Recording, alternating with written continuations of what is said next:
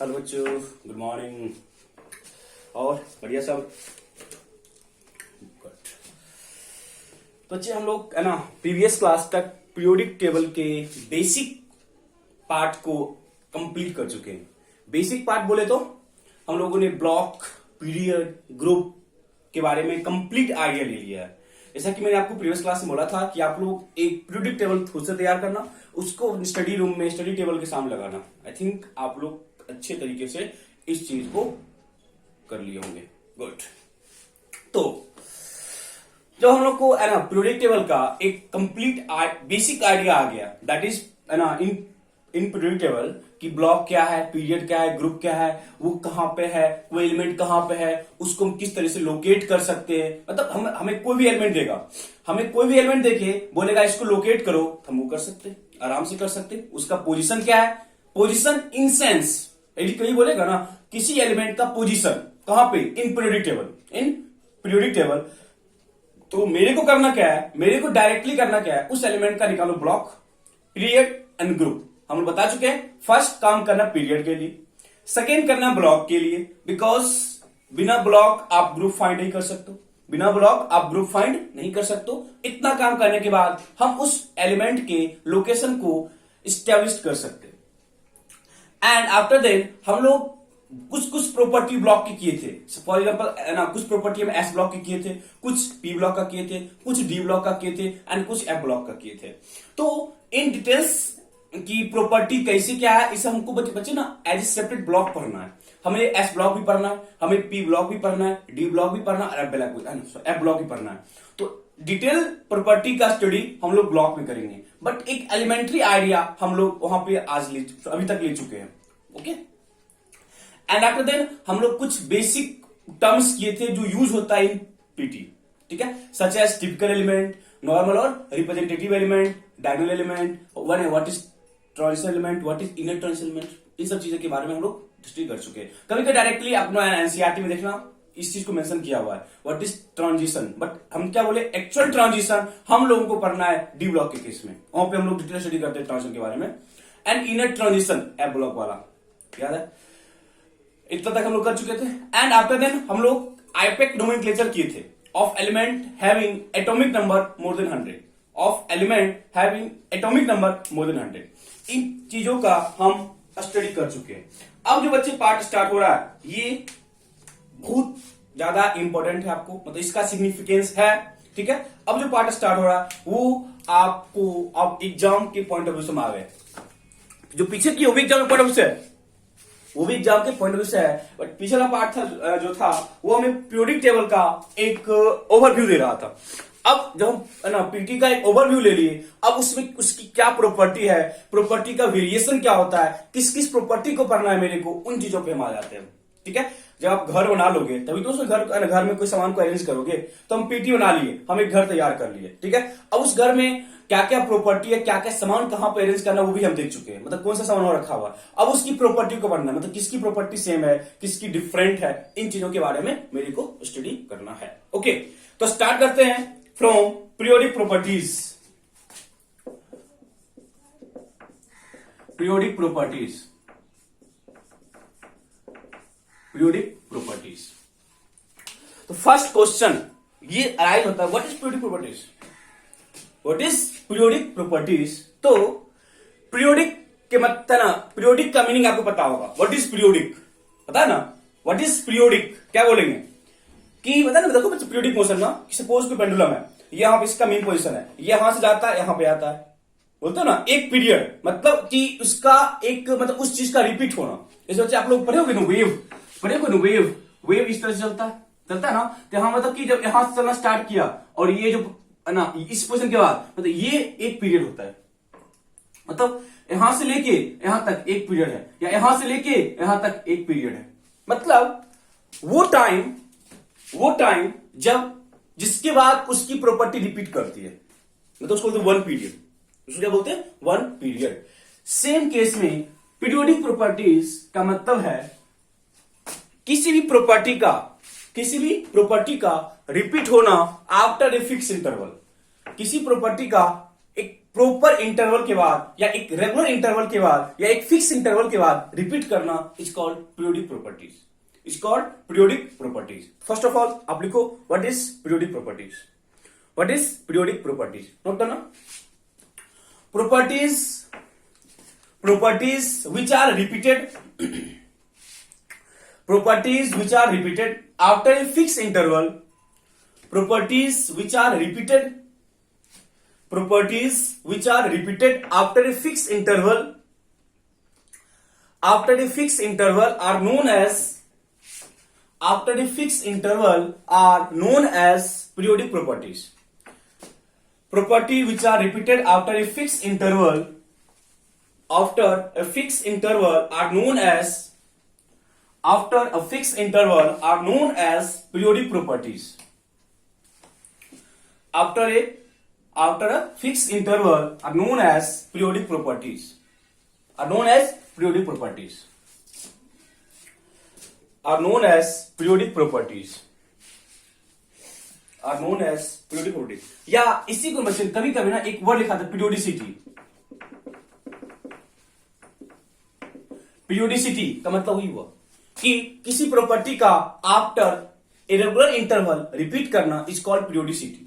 कभी कभी ना ये है ना, देखो पीरियोडिक प्रॉपर्टीज बोले या पीरियोडिसिटी बोले बात बराबर है। और पीरियोडिसिटी आप लोगों की एनसीईआरटी के बुक में लिखा what is periodicity, what is periodicity. तो आपको लिखना फिर से ही है कि after a regular interval property का रिपीट होना is called periodicity, is called periodicity. Got it, good. अब कभी कोई पूछता है cause of periodicity, I think हम एक्सप्लेन किए थे इसको। कॉज ऑफ पीरियोडिसिटी, इसका रीजन क्या है, क्यों रिपीट करता है प्रॉपर्टी क्यों रिपीट करता है। तो इन केमिस्ट्री आई थिंक अभी तक आप लोग को आइडिया भी होगा। केमिस्ट्री में ना बच्चे जो प्रॉपर्टी है, मैक्सिमम प्रॉपर्टी उस एलिमेंट के इलेक्ट्रॉनिक कॉन्फ़िगरेशन पे डिपेंड करती है। मैक्सिमम प्रॉपर्टी उस एलिमेंट के इलेक्ट्रॉनिक कॉन्फ़िगरेशन पे डिपेंड करती है। आई थिंक आप लोगों को पता होगा इलेक्ट्रॉनिक कॉन्फ़िगरेशन हम लोग ग्रुप निकालने में यूज किए है ना, ब्लॉक निकालने में यूज किए एंड हम लोग पेड़ निकालने में यूज किए। तो कॉन्फ़िगरेशन का आइडिया आप लोगों को है, ठीक है। तो बोलता क्या ना, जब कभी भी आप किसी एलिमेंट का कॉन्फ़िगरेशन करते हो, आफ्टर कॉन्फ़िगरेशन यदि उसके आउटर मोस्ट में यदि उनका आउटर मोस्ट कॉन्फ़िगरेशन सेम हो, outer most electronic configuration same हो, तो उनकी प्रॉपर्टी रिपीट करो। तो क्या उनका प्रॉपर्टी क्या होगा, सिमिलर होगा। उनका क्या होगा, प्रॉपर्टी सिमिलर होगा। इट मींस पीरियोडिसिटी के कॉज पे जाए तो सबसे बड़ा जो कॉज मेरे को मिलता है वो ये है कि after a regular interval property का रिपीट होना is due to of their electronic configuration. अच्छा उसको सिंप्लीफाई करते हैं, is due to of their similar electronic configuration in outermost shell. Their similar outermost electronic configuration बोलते या similar electronic configuration in outermost shell. बात बराबर है, क्या है, बात बराबर है। फॉर एग्जांपल आप लोग पढ़े होगे ना, एक ही ग्रुप में प्रॉपर्टी रिपीट करती है, एक ही ग्रुप में प्रॉपर्टी सिमिलर होती है। इट मींस देखो हम लिथियम बोले, लिथियम के बाद हम जाते हैं कहां तक, अप टू नियन, फिर आते हैं सोडियम, फिर कहां जाते हैं अप टू आर्गन, फिर कहां आते हैं पोटेशियम। तो बोलता क्या है ना, लिथियम सोडियम पोटेशियम एक ही ग्रुप में, इनकी प्रॉपर्टी सिमिलर होगी। इट मींस लिथियम के बाद एक फिक्स एलिमेंट है, उसके बाद सोडियम आया, मतलब एक फिक्स पोजीशन हुआ ना, मतलब लिथियम के बाद 8 एलिमेंट आया, तो लिथियम से या सोडियम के बीच 8 एलिमेंट है, मतलब 8 एलिमेंट का प्रॉपर्टी रिपीट हुआ। फिर सोडियम से पोटेशियम के बीच भी 8 एलिमेंट का गैप था, फिर यहां प्रॉपर्टी रिपीट किया। मतलब एक होता है ना पीरियोडिक है, मतलब कि एक फिक्स है कि इस इंटरवल के बाद प्रॉपर्टी रिपीट करेगा, फिक्स है कि इस इंटरवल के बाद प्रॉपर्टी रिपीट करेगा। It is due to of similar outermost electronic configuration. इसका भी आउटरमोस्ट कॉन्फ़िगरेशन 2s1 है, इसका आउटरमोस्ट 3s1 है, इसका आउटरमोस्ट 4s1 है। It means outermost electronic configuration same है। सेल का तो डिफरेंस होगा ही होगा, क्योंकि सबका पीरियड चेंज हो रहा है, ठीक है, सबका पीरियड चेंज हो रहा है। तो हम ये बोल सकते हैं कि periodicity is because of similar similar outermost electronic configuration, similar outermost shell electronic configuration. Okay, got it.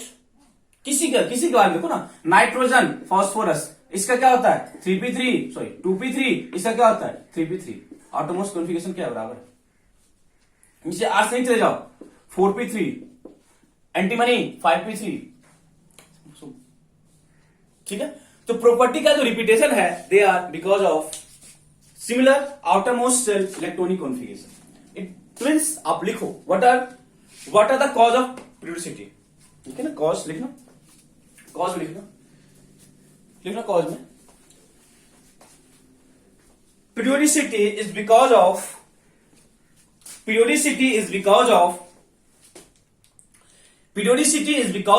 similar outermost electronic configuration, is because of similar outermost electronic configuration, is because of similar outermost electronic configuration, similar outermost electronic configuration। ठीक है, तो ये हम लोग का what is periodicity and what are its cause. ठीक है, what are its cause. Okay बच्चे, अगर डाउट नहीं है। ओके, अब बच्चे पीरियोडिक प्रॉपर्टीज को ना जब हम लोग है ना, अब हम देखते हैं कौन कौन सा प्रॉपर्टी है जिसको कि मेरे को स्टडी करना है, तो पीरियोडिक प्रॉपर्टीज को दो पार्ट में क्लासिफाई किया गया है। एक है atomic periodic properties, atomic periodic properties, एक है मॉलिक्यूलर पीरियोडिक प्रॉपर्टीज।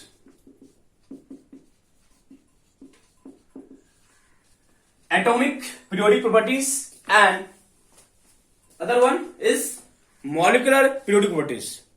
तो बच्चे नाम से ना आपको सारा कुछ क्लियर लग रहा होगा, नाम से ना आपको क्लियर लग रहा होगा कि एटॉमिक मतलब विच periodic properties which is based on atom and property which is based on molecule are called molecular periodic properties। तो लिखेंगे एक एक लाइन है, ठीक ना। periodic properties which can be explained, periodic properties in this part, periodic properties which can be explained on the basis of single atom की बात कर रहे हैं। periodic properties which can be explained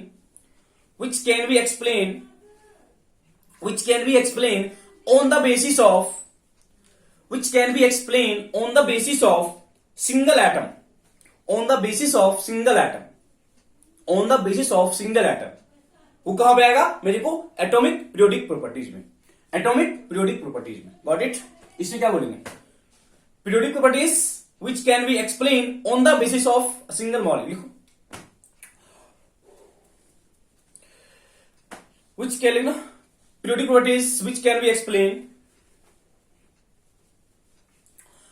periodic properties which can be explained on the basis of periodic properties which can be explained on the basis of single molecule, which can be explained on the basis of a single molecule is called भी क्या होगी तुमको समझ नहीं है, ठीक है। Atomic and molecular, atomic atom की प्रॉपर्टी होगी, मॉलिक्यूलर प्रॉपर्टी होगी। इट मींस मेरे पास कुछ पीरियोडिक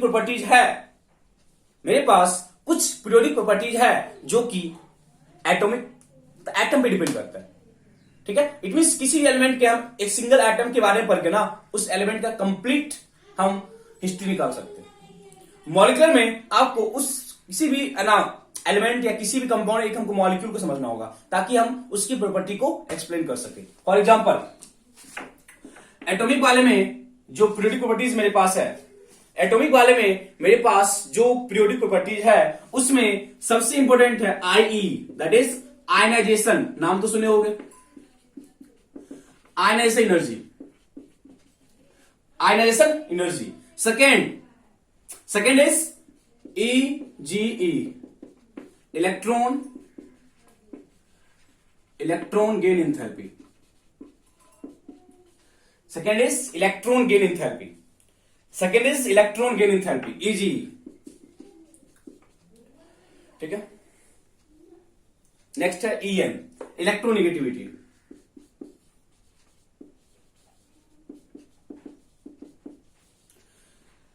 जेड इफेक्टिव, इसको हम डिस्कस करेंगे।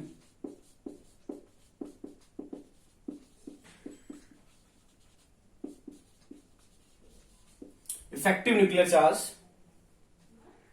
Effective nuclear charge and SE shielding effect.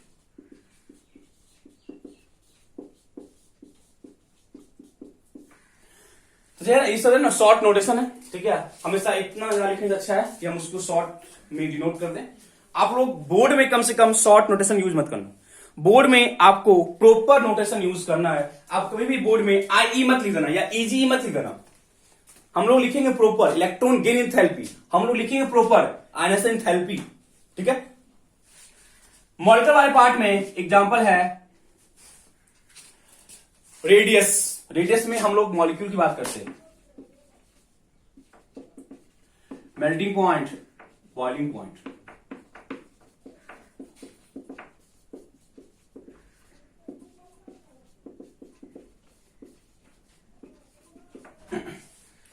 Okay, melting point, boiling point, okay बच्चे। तो these are the periodic properties जिसको कि मेरे को पढ़ना है, वन बाय वन हम हर को पढ़ेंगे, starting from atomic radius, ionization enthalpy, electron gain enthalpy, electronegativity. But ये दो हम अभी जस्ट एक्सप्लेन करेंगे, इन दो का एक्सप्लेनेशन अभी है, ठीक है। ये दो प्रॉपर्टी है जिसकी बेसिस पे हम इन सारे प्रॉपर्टी को एक्सप्लेन करेंगे, which is Z effective and shielding effect, ठीक है। हम इन सारे प्रॉपर्टी पे आएंगे, but before that we have to discuss what is effective nuclear charge, what is effective nuclear charge. बच्चे इसका जो एक्सप्लेनेशन है बहुत ज्यादा है, बट हम उन डीप में जाएंगे नहीं।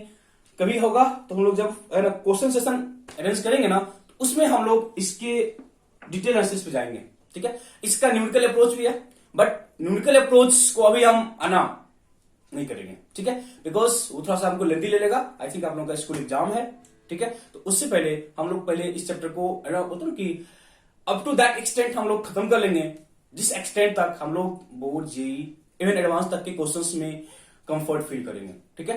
बोर्ड तो पर्याप्त हो जाएगा, जी भी जब तक हम मतलब कि कुछ पार्ट को मैं यहाँ पे हम क्या बोले, इसका जो न्यूमेरिकल अप्रोच है इसको भी हम स्किप करेंगे।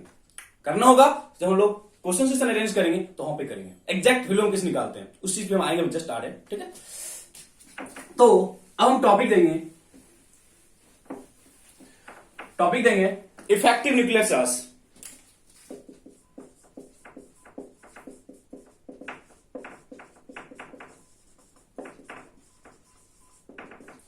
इफेक्टिव न्यूक्लियर चार्ज, इसको बच्चे हम लोग जेड इफेक्टिव, जेड उसके बेस में इफेक्टिव, इसको हम लोग जेड इफेक्टिव से रिप्रेजेंट करेंगे। इफेक्टिव न्यूक्लियर चार्ज देखो, Z stands for atomic number, पता है ना जेड क्या होता है, atomic number. And you know that in an atom जो एटॉमिक नंबर है वो मेरे को नंबर ऑफ प्रोटॉन के बराबर होता है, नंबर ऑफ प्रोटॉन के बराबर होता है। और प्रोटॉन कहां पे, न्यूक्लियस में। तो यहां पे न्यूक्लियस का कंसेप्ट यूज करेंगे, या न्यूक्लियस का यहाँ पे प्रेजेंस होगा, इस करके हम इसको क्या करते हैं, जेड इफेक्टिव से रिप्रेजेंट करते हैं। तो फर्स्ट जो आपका नोटेशन है वो जेड इफेक्टिव स्टार्ट हो जाएगा, जेड इफेक्टिव न्यूक्लियर चार्ज। तो सबसे पहले देखो हम एग्जांपल लिए, single electron system, it means जहां पे मेरे पास एक ही इलेक्ट्रॉन है, एक ही है, मतलब एक इलेक्ट्रॉन होगा तो सेल क्या है, एक ही है, पता ना, क्योंकि एक फर्स्ट सेल दो इलेक्ट्रॉन को रख सकता है। हम सिंगल इलेक्ट्रॉन की बात कर रहे हैं, यदि हम लोग सिंगल इलेक्ट्रॉन की बात कर रहे हैं तो वहां पे एक ही सेल होगा, एक पे किसी डॉट नहीं है, ठीक है। दूसरा हम ले रहे हैं मल्टी इलेक्ट्रॉन सिस्टम।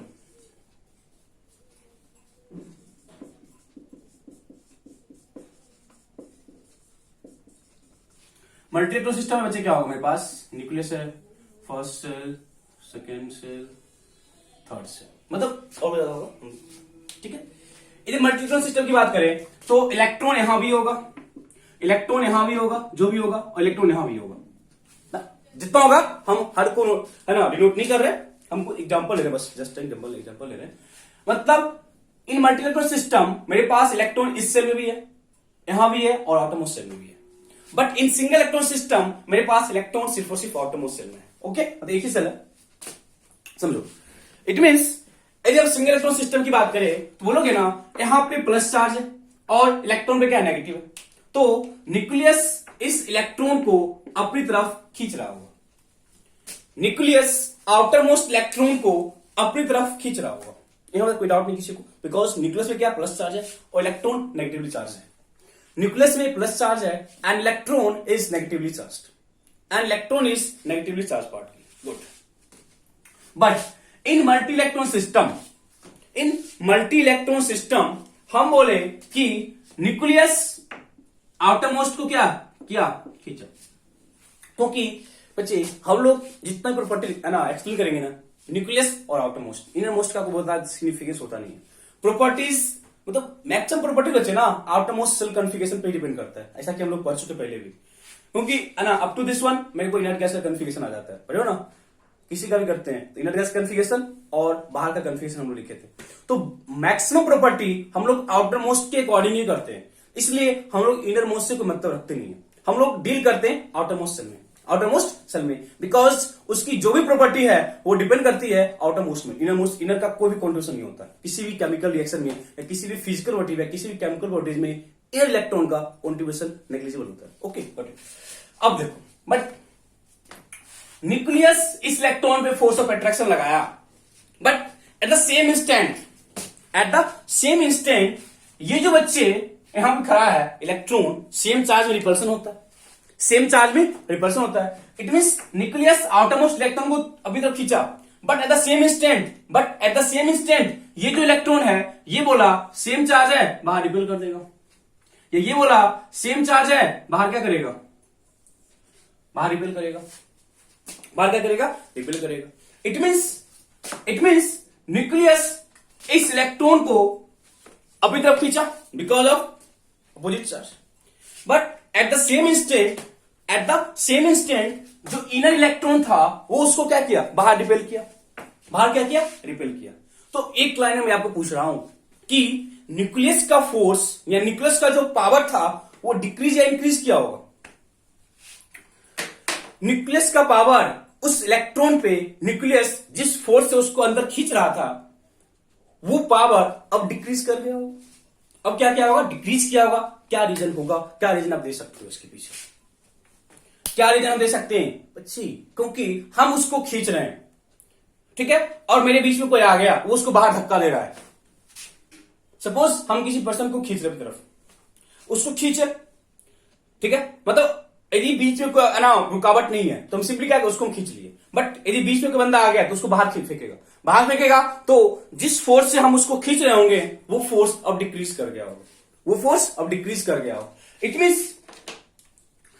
मींस इस केस में न्यूक्लियस इफेक्टिवली वर्क नहीं कर पाता है आउटर मोस्ट इलेक्ट्रॉन पे, बोल सकते हो इन केस में, या बोल सकते हो in multi electron system nucleus does not work effectively on outermost cell, but in single electron system nucleus effectively work on outermost electron,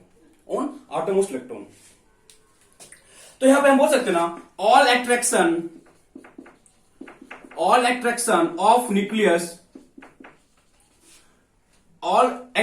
of nucleus is on single electron, बोल सकते हैं, क्योंकि nucleus है और बीच में कोई रुकावट है नहीं, तो सिंपली क्या बोलेंगे, ऑल अट्रैक्शन ऑफ न्यूक्लियस, मतलब न्यूक्लियस का जितना अट्रैक्शन था, जितना उसके पास प्लस चार्ज था, सारा का सारा कहां लग रहा है, सिंगल इलेक्ट्रॉन पे। बट इस केस में क्या बोलोगे, all attraction of nucleus is not on single electron, it means in multi electron system मेरे पास इफेक्टिवली न्यूक्लियस का फोर्स आउटरमोस्ट पे नहीं लग रहा होगा, but in single electron system effectively उसका पास फोर्स लग रहा है। तो अब जेड इफेक्टिव का क्या सिग्निफिकेंस है, तो जेड इफेक्टिव का ये सिग्निफिकेंस है कि जब कभी भी हम लोग मल्टी इलेक्ट्रॉन सिस्टम की बात करते हैं, जेड इफेक्टिव का सिग्निफिकेंस ये है कि जब कभी भी हम लोग मल्टी इलेक्ट्रॉन सिस्टम की बात करते हैं तो मल्टी इलेक्ट्रॉन सिस्टम में न्यूक्लियस का इफेक्टिवली कितना फोर्स यहां पे लग रहा है, न्यूक्लियस का इफेक्टिवली यहां पे कितना फोर्स लग रहा है, उसको रिप्रेजेंट करने के लिए हम लोग जेड इफेक्टिव का काम करते हैं या जेड इफेक्टिव को यूज करते हैं। देखो सिंपल क्या है, न्यूक्लियस खींचा अंदर, इनर इलेक्ट्रॉन रिपेल किया, इनर इलेक्ट्रॉन क्या किया, रिपेल किया, इट मीन न्यूक्लियस का पावर कम हो गया होगा।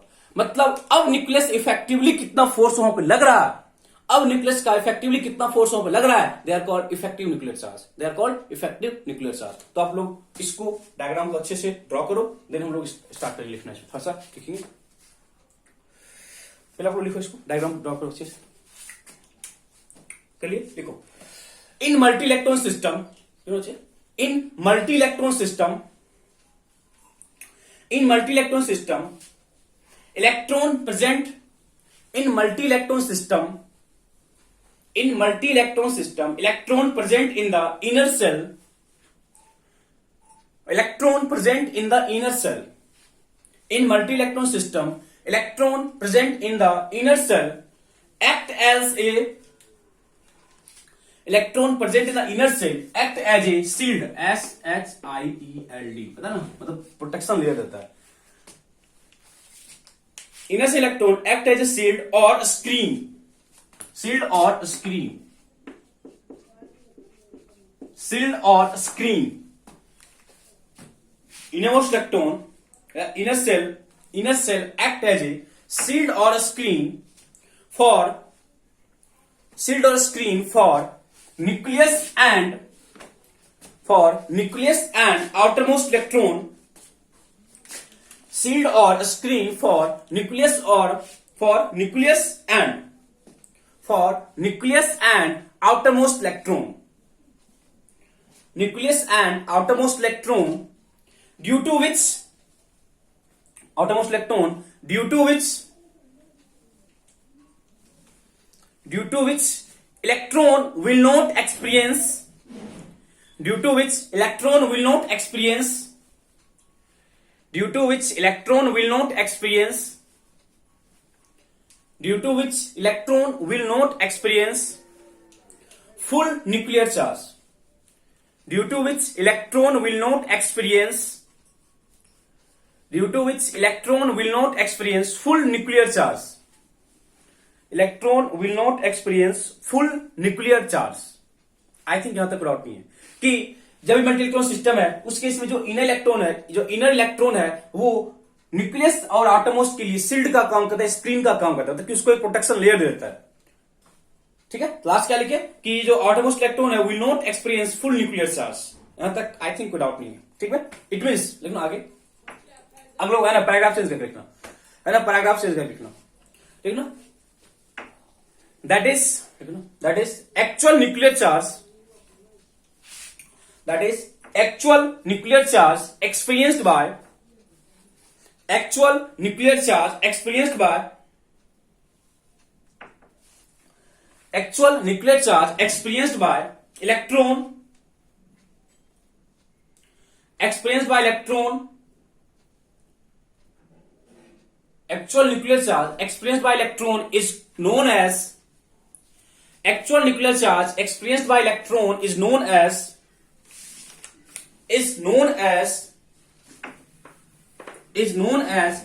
effective nuclear charge।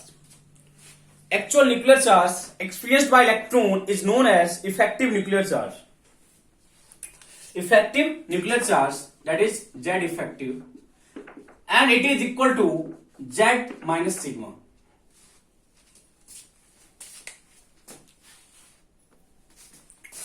Z minus sigma।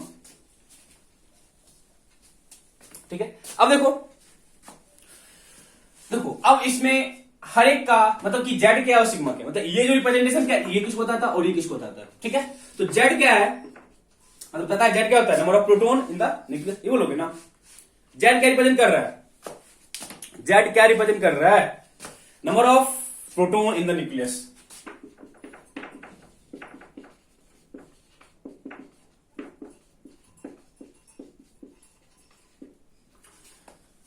Number of proton in the nucleus, और ये जो कांस्टेंट है this one, it is called Slater constant.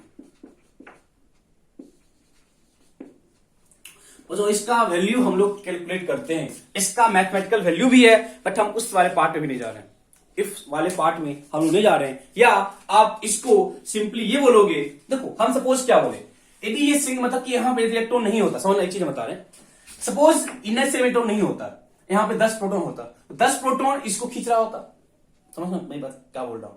यदि इनर सेल में इलेक्ट्रॉन नहीं होता तो यहां पे 10 प्रोटॉन था, 10 प्रोटॉन इसको खींच रहा होता, बट अब यहां पे इलेक्ट्रॉन आ गया तो वो उसको धक्का देगा। इट मीन्स पहले 10 प्रोटॉन का चार्ज लगा था, मतलब पहले 10 प्रोटॉन का चार्ज इसको खींच रहा था, अब कुछ इसको बाहर भेज दिया, इट मीन्स अब तो 10 प्रोटॉन का चार्ज नहीं लग रहा होगा ना, मतलब अब जो इफेक्टिवली आप बोलोगे इफेक्ट कितना वहां पे लग रहा होगा, अब डेफिनेटली वो 10 प्रोटॉन का नहीं होगा, वो 10 से कम का होगा। जब इनर से इलेक्ट्रॉन नहीं था तो हम क्या बोले, सपोज हम एग्जांपल दे रहे हैं कि यहां 10 प्रोटॉन था, 10 प्रोटॉन इसको खींच रहा होगा, बट अब इनर इलेक्ट्रॉन आ गया, अब तो 10 प्रोटॉन का चार्ज वहां पे किसी हाथ नहीं लग रहा होगा, अब वहां पे 10 प्रोटॉन का चार्ज नहीं लग रहा होगा, कुछ कम हो गया, तो बोलोगे मतलब एक हम बोल सकते ना कि ये जो कांस्टेंट है, ये जो कांस्टेंट है वो कांस्टेंट ये बताता है कि कितना प्रोटॉन अब इफेक्टिवली वहां पे वर्क कर रहा होगा, या कितना प्रोटॉन यूज हो गया टू ओवरकम इलेक्ट्रॉन रिपल्सन। देखो मैं क्या बोल रहा हूं, 10 प्रोटॉन इसको खींच रहा था इफेक्ट पहले, अब यहां पे इलेक्ट्रॉन आ गया, उसको रिपेल किया, जब रिपेल किया तो इसका जो फोर्स था वो डिक्रीज किया होगा, या इसका जो है ना बोलतो ना विड्रॉ करने का पावर था वो डिक्रीज कर गया होगा। कितने से डिक्रीज किया, जितना से बाहर फेंक रहा होगा, जितने से जो इनर सेल है वो उसको बाहर फेंक रहा होगा। इट मींस सिंपली हम ये बोल सकते हैं number of proton which is used to overcome electron repulsion, number of proton which is used to overcome proton repulsion, ये सॉरी इलेक्ट्रॉन रिपल्सन। मतलब अब तो 10 से कम लग रहा होगा ना, 8 का लगेगा या 7 का लगेगा, 6 का लगेगा, 6 का लग रहा होगा, क्या बोलोगे 4 प्रोटॉन कहां गया, उसको मतलब उस रिपल्सन को मिनिमाइज करने में, आए समझ। तो हम बोलेंगे it is also called number of proton, constant है,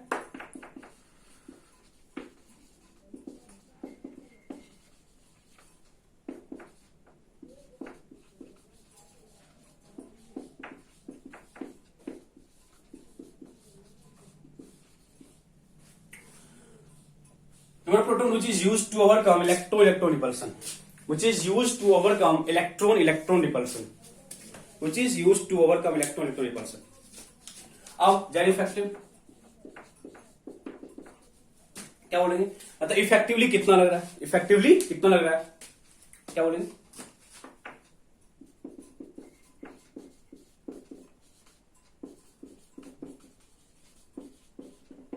एक्चुअल नंबर ऑफ प्रोटॉन। तो जेड तो पहले क्या था, जेड टोटल होता है, उसमें से कुछ कहां गया, उसके रिपल्सन को मिनिमाइज करने में, अब जो बच गया वो कहां जाएगा, Z effective number of proton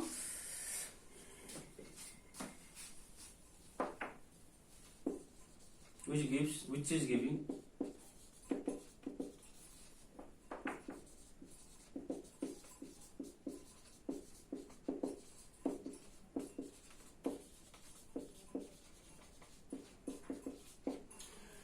it denote actual number of proton which is giving, yeah, which gives, which is मत करना, which are giving gravity सही है, which are giving their attraction to the outermost electron, which are giving their attraction to the outermost electron। it means कुछ तो decrease कर गया, जो बचा है वो कहां जाएगा। it means इस वाले रिप्रेजेंटेशन में किसी को डाउट है,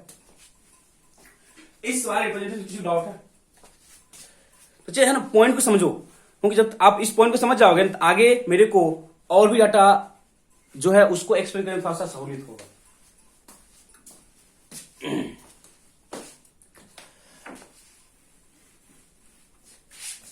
हम यहाँ पे और एक्सप्लेन करते हैं व्हाट इज 3D।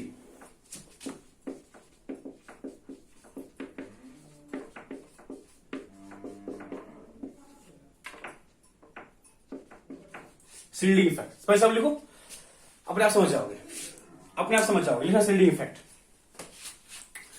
ठीक ना। रिपल्सन और सील्डिंग ऐसे कर लो,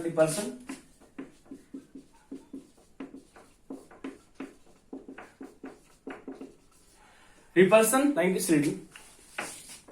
repulsion or shielding created by inner electron, repulsion or shielding created by inner electron,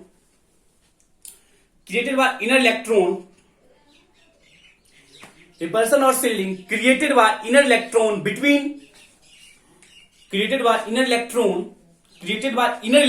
between outermost and nucleus, between outermost and nucleus is known as shielding effect, is known as shielding effect. देखो क्या बोल रहा है, अरे हम just किए बच्चे कि मल्टी इलेक्ट्रॉन सिस्टम में यहां पे न्यूक्लियस था, यहां पे इलेक्ट्रॉन था, ठीक है, सॉरी, न्यूक्लियस फर्स्ट सेल है, सेकेंड सेल है और थर्ड सेल है। इसको अब खींच रहे थे, इसको न्यूक्लियस क्या खींचा, इसको न्यूक्लियस खींचा तो जो है पे इलेक्ट्रॉन था उसको बाहर भेजा। तो बोलता क्या ना, न्यूक्लियस इसको कितना रिपल्सन दे रहा है, या न्यूक्लियस इसको अंदर जाने से रोक रहा है। देखो ना, हम क्या हो रहे, न्यूक्लियस इसको खींचा, सॉरी न्यूक्लियस नहीं, atom, inner shell electron, nucleus इस इलेक्ट्रॉन खींचा, but at the same time जो इनर सेल इलेक्ट्रॉन था उसको क्या किया, अंदर आने से रोकता है। एट द सेम टाइम जो इनर सेल है वो उसको अंदर आने से रोक रहा है, इसका मतलब है कि वो इसको शील्डिंग क्रिएट कर रहा है, वो उसको प्रोटेक्शन क्रिएट कर रहा है। किसको, आउटरमोस्ट इलेक्ट्रॉन को वो प्रोटेक्शन क्रिएट कर रहा है। This effect is called shielding effect और स्किडिंग इफेक्ट। अब एक क्वेश्चन अराइज होता है कि किसका शील्डिंग कितना पावरफुल है। इनर सेल में या तो एस होगा या पी होगा या डी होगा या एफ होगा। इनर सेल में या तो एस होगा या तो पी होगा या तो डी होगा।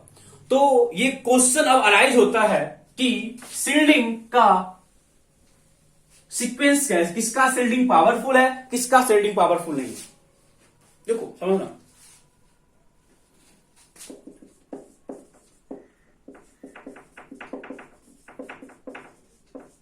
शील्डिंग पावर मतलब जब न्यूक्लियस आउटर मोस्ट को खींच रहा है, एट द सेम टाइम जो इनर सेल इलेक्ट्रॉन है वो आउटर मोस्ट को कितना स्ट्रॉन्ग प्रोटेक्शन लेयर प्रोवाइड कर रहा है। जब न्यूक्लियस आउटर मोस्ट को खींच रहा है, एट द सेम टाइम जो इनर सेल इलेक्ट्रॉन है वो बाहर वाले को कितना पावरफुल शील्डिंग या कितना पावरफुल प्रोटेक्शन प्रोवाइड कर रहा है, उस चीज समझते हैं। देखो मेरे पास 4 सबसेल है, एस इज स्फेरिकल, पी का शेप क्या होता है, डम्बल शेप होता है, डी का शेप डबल डम्बल, और एफ अभी भी डिफ्यूज है। एफ का एक्सेस कोई है ना शेप अभी तक आया नहीं है, इसलिए ये एस सबसेल है।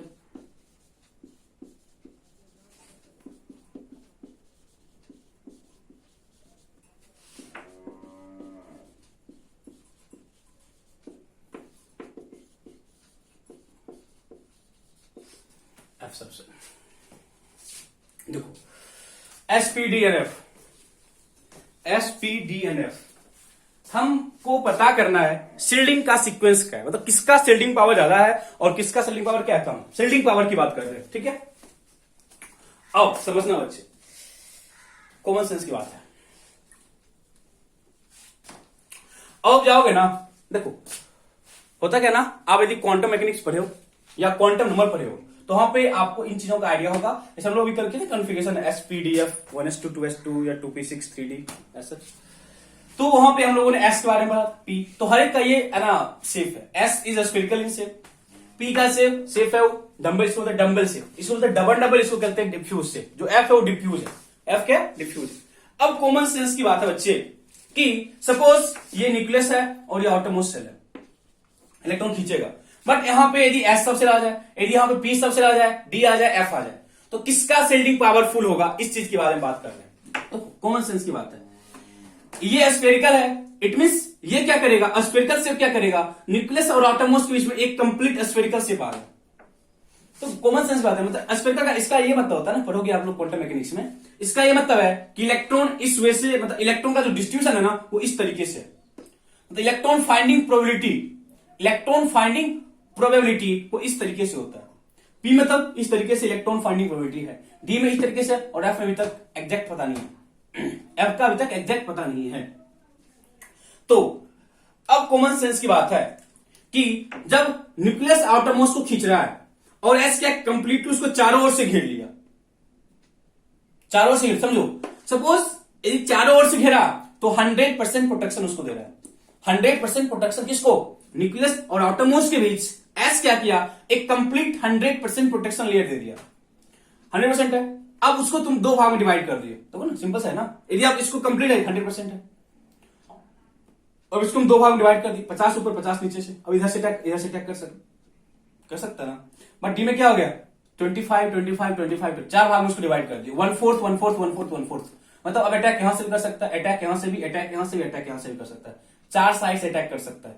एफ का तो सिर्फ अभी तक डिस्कवर नहीं है, मतलब एफ जो होता है ना, एफ बोलता क्या ना, जो एफ है वो डी से भी डिफ्यूज है, एफ जो है वो डी से भी डिफ्यूज है। इट मींस कॉमन सेंस की बात है कि एस क्या किया, एक कंप्लीट प्रोटेक्शन लेयर दिया, ये दो साइड से प्रोटेक्ट कर रहा है, इस साइड से इलेक्ट्रॉन अटैक कर सकता है, मतलब इस साइड से न्यूक्लियस का पावर उसको खींच सकता है। इसमें तो क्या हो गया, और भी डिफ्यूज है, एफ और भी डिफ्यूज है। इट मींस यदि हम शील्डिंग पावर की बात करें, शील्डिंग पावर की बात करें तो क्या बोलेंगे, एस का शील्डिंग पावरफुल है, S P D and F, s P D and F, क्योंकि एस जो है वो कंप्लीटली स्फेरिकल है, कंप्लीट सिमेट्रिकल है, और जो एफ है वो कंप्लीटली डिफ्यूज है। एफ क्या है, कंप्लीटली डिफ्यूज है। यदि एफ कंप्लीटली डिफ्यूज है तो एफ का जो शील्डिंग है बहुत ही पुअर होगा। इट मींस एफ क्या करेगा, उतना ज्यादा प्रोटेक्शन लेयर बहुत उसका था कि वो आउटरमोस्ट इलेक्ट्रॉन को प्रोटेक्ट नहीं कर पाता है, वो आउटरमोस्ट इलेक्ट्रॉन को प्रोटेक्ट नहीं कर पाता है। But as compare to f, s p और डी एक प्रॉपर प्रोवाइड करता है। बट यदि हम एस और पी में कंपेयर करेंगे तो एस का जो शील्डिंग पावर है वो सबसे स्ट्रोंग होगा, because it is completely symmetrical in shape. लिखो, पहले आप डायग्राम ड्रॉ करो, मेरा आप डायग्राम ड्रॉ करो, लिखना, S orbital is spherical, S orbital is spherically symmetrical, S orbital is spherically symmetrical, spherically symmetrical, therefore it create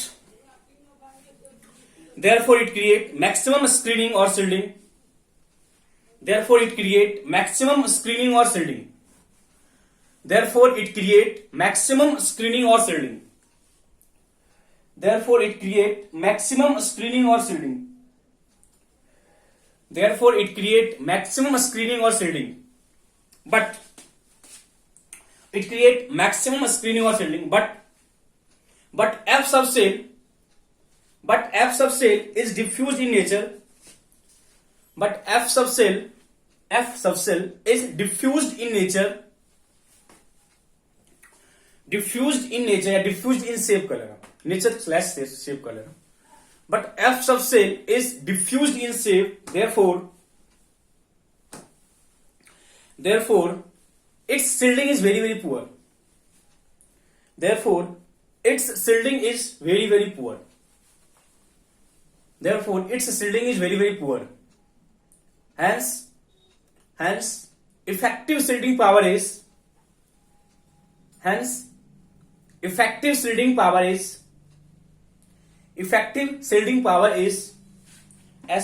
and F. Hence, effective shielding power is SPD and F.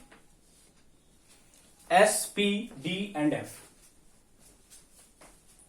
Effective shielding power is S, P, D and F.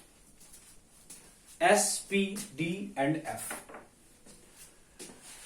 यहां तो मुझे doubt नहीं है। It means यदि inner cell S है, P है, तो powerful shielding को क्या करेगा, प्रोवाइड करेगा। बट ना जब इनर सेल D और F होगा तो उस केस में जो शील्डिंग पावर है बहुत ही कम होगा, उस केस में जो शील्डिंग पावर है वो बहुत ही कम हो जाएगा, वो क्या हो जाएगा, बहुत ही कम हो जाएगा। इट मींस अब हम यदि जेड इफेक्टिव की बात करें, जेड इफेक्टिव का क्या है वेरिएशन, देखो फर्स्ट थिंग आपको हम अभी क्लियर करना चाहते हैं कि जब भी पीरियोडिक टेबल में या इस कंप्लीट चैप्टर में किसी प्रॉपर्टी को हम स्टडी करेंगे, इस कंप्लीट चैप्टर में जब कभी भी हम किसी प्रॉपर्टी को एक्सप्लेन करेंगे तो या तो हम अलोंग द पीरियड की बात करते हैं या हम डाउन द ग्रुप की बात करते हैं? अलोंग द पीरियड मतलब left to right, along the period that is left to right हम बात करेंगे, या डाउन द ग्रुप मतलब टॉप टू बॉटम बात करेंगे। इस चीज आप माइंड में पुट कर लो। वेरिएशन हमेशा, यदि हम पीरियड की बात करेंगे अभी से लेकर लास्ट तक, लेफ्ट टू राइट, लेफ्ट से कहां जाएंगे? राइट। और यदि हम ग्रुप की बात करेंगे तो हम टॉप टू बॉटम की बात करेंगे। ठीक है, वेरिएशन की बात करेंगे मतलब किसी प्रॉपर्टी को मेरे को स्टडी करना है, या तो हम ग्रुप में करेंगे या तो हम पीरियड में करेंगे। यदि हम ग्रुप में करेंगे तो टॉप टू बॉटम करेंगे, यदि हम पीरियड में करेंगे तो लेफ्ट टू राइट करेंगे। इट मीन्स सेम चीज। यदि हम जेड इफेक्टिव के लिए बोलेंगे, जेड इफेक्टिव का वेरिएशन कैसे करोगे? जेड इफेक्टिव मतलब वेरिएशन ऑफ जेड इफेक्टिव,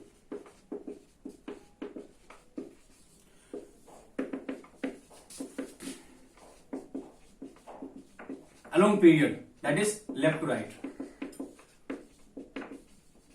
बताओ Z effective left to right क्या होगा? Left to right Z effective क्या होगा? बताओ जल्दी से। लिथियम, बेरिलियम, बोरोन, हम ज्यादा एग्जाम्पल ले रहे हैं। इसका 3 है एटॉमिक नंबर, इसका 4 है, इसका 5 है। कॉमन सेंस की बात है। यहां भी कंफ्यूजन क्या है? 1s2 2s1, 1s2 2s1, outermost 2s2, outermost 2p1। तो हर जगह मेरे को नंबर ऑफ सेल कांस्टेंट, हर जगह मेरे को नंबर ऑफ सेल कांस्टेंट है। यदि नंबर ऑफ सेल कांस्टेंट है बट न्यूक्लियस में जो चार्ज है वो इंक्रीज कर रहा है। यदि बच्चे हम लोग लेफ्ट टू राइट मूव कर रहे हैं इन पीरियड, यदि हम लेफ्ट टू राइट मूव कर रहे हैं तो हम ये बोल सकते हैं on moving left to right in period number of cell remains constant, number of cell remains constant, but nuclear charge increases। Number of shell, देखो हम फिर से बोल रहे हैं यार, मेरे को काम करना है न्यूक्लियस और ऑटोमोस्ट में बात करना है हमेशा। जब हम लोग लेफ्ट राइट मूव कर रहे हैं तो न्यूक्लियस में जो चार्ज है वो इंक्रीज कर रहा है, but number of shell remains constant, therefore effective nuclear charge हमेशा इंक्रीज करेगा। अब ये चीज अब यहां से आपके क्वेश्चंस बनने स्टार्ट हो जाएंगे, इस चीज को माइंड रखना। ठीक है, देखो टॉपिक है ना, वेरिएशन ऑफ जेड इफेक्टिव, है ना, variation of Z effective along the period में लेफ्ट टू राइट देखना, on moving left to right in a period, on moving left to right in a period, on moving left to right in a period, on moving left to right in a period, number of cell remains constant, या मुझे किसी को doubt हो रहा होगा ना, तो क्यों 2,1 2,2 2,3 2,4 ऐसा 2 सेल है। on moving left to right in a cell, चलो क्या लिखे हो गया, on moving left to right in a period, on moving left to right in a period, number of cell remains constant, number of cell remains constant, but nuclear charge increases, therefore in period as we move left to right, therefore in period as we move left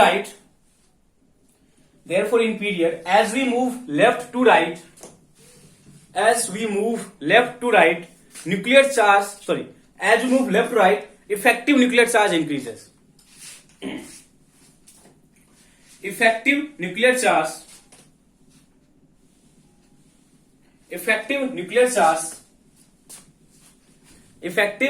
charge increases। ये आप याद रखना अभी से लेकर last तक। आप लोग खुद भी कॉमन सेंस याद रखना, कॉमन सेंस यूज करना है। हम आपको बता के जेड इफेक्टिव क्या है, जब आपको पता है जेड इफेक्टिव क्या है तो आप इतना डिसाइड कर सकते हो ना, उसका वेरिएशन है ना, along the period shell constant है बट न्यूक्लियर चार्ज इंक्रीज कर रहा है, देयरफॉर जेड इफेक्टिव क्या होगा, इंक्रीज करेगा along the period, along the group में हम लोग हमेशा टॉप टू बॉटम बात करते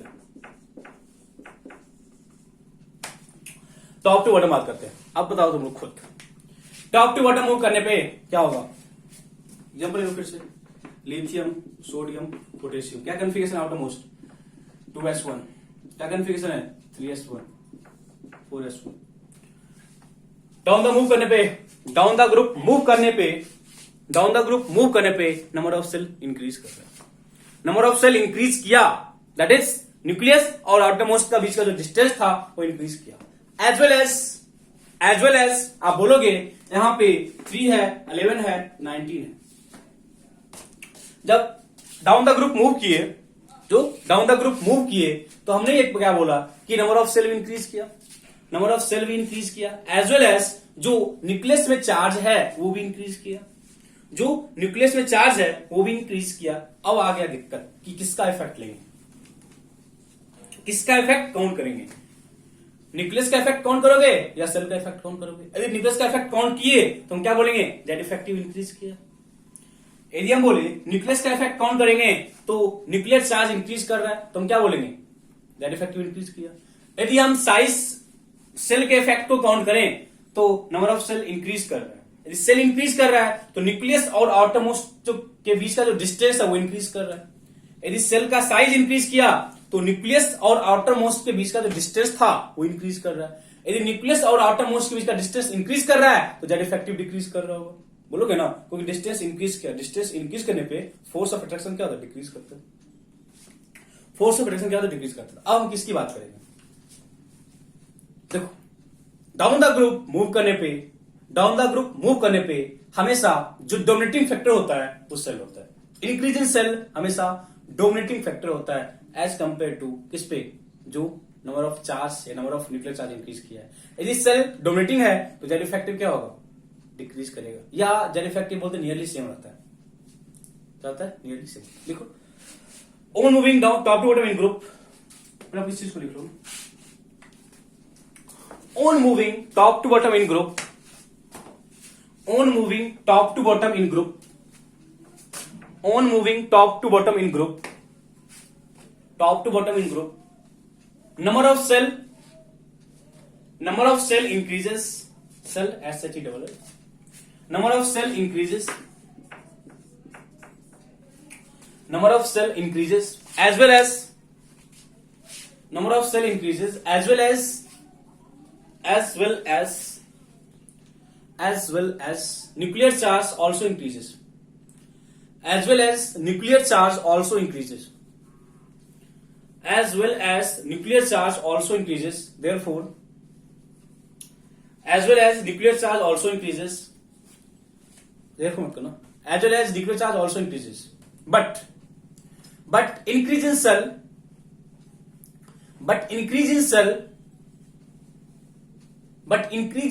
dominates over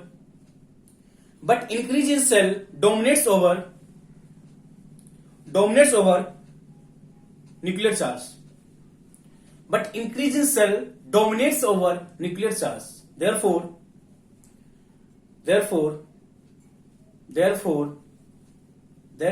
Z effective decreases down the group.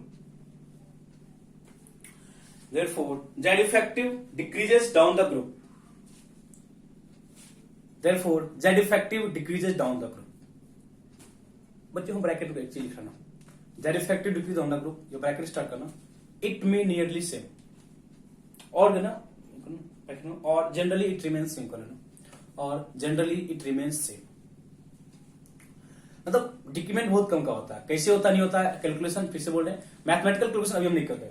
इसका मैथमेटिकल कैलकुलेशन भी है, जेड इफेक्टिव का मैथमेटिकल कैलकुलेशन भी है, बट हम उस वाले पार्ट पे भी नहीं जा रहे हैं बिकॉज उसकी रिक्वायरमेंट एज सच ज्यादा होती नहीं है। कभी कभी किसी बुक में इसके क्वेश्चन दिए रहते हैं, बट जहां पे क्वेश्चन दिया आता है ना वहां पे आपको इसके डाटा दिए रहते हैं। जो हमने क्वेश्चन लिखा था ना स्लेटर कांस्टेंट, उसका वैल्यू दिया रहता है कभी कभी, बट हम उस पर डिस्कस करना होगा तो हम कभी जब क्वेश्चन सेशन करेंगे वहां पे डिस्कस करेंगे। ठीक है, तो अब लोग इफेक्टिव न्यूक्लियर चार्ज का एक डिटेल एनालिसिस कर चुके हैं। क्या होता है, शिल्डिंग पावर क्या है, शिल्डिंग कहां पावरफुल कहां पे कम है, और इफेक्टिव न्यूक्लियर चार्ज का वेरिएशन क्या है। बच्चे मैं फिर से बोल रहा हूं, जेड इफेक्टिव और शिल्डिंग आपको अब जो हम पार्ट स्टार्ट करेंगे, जब हम एटॉमिक रेडियस वाले पार्ट पे आ जाएंगे तो आपका पीछे छोड़ने वाला नहीं है पार्ट, ये पार्ट आपका पीछा नहीं छोड़ेगा। तो इसमें आप लोग कंप्लीट कमांड कर लेना। देखो सिंपल सा है, हम लोगों ने बहुत कुछ एक्सप्लेन किया, अदरवाइज मैं आपको एक सिंगल पॉइंट लिखा के छोड़ सकता था, जेड इफेक्टिव पीरियड में डिक्रीज करता है और down the group, sorry period में इंक्रीज करता है और डाउन द ग्रुप इंक्रीज करता है।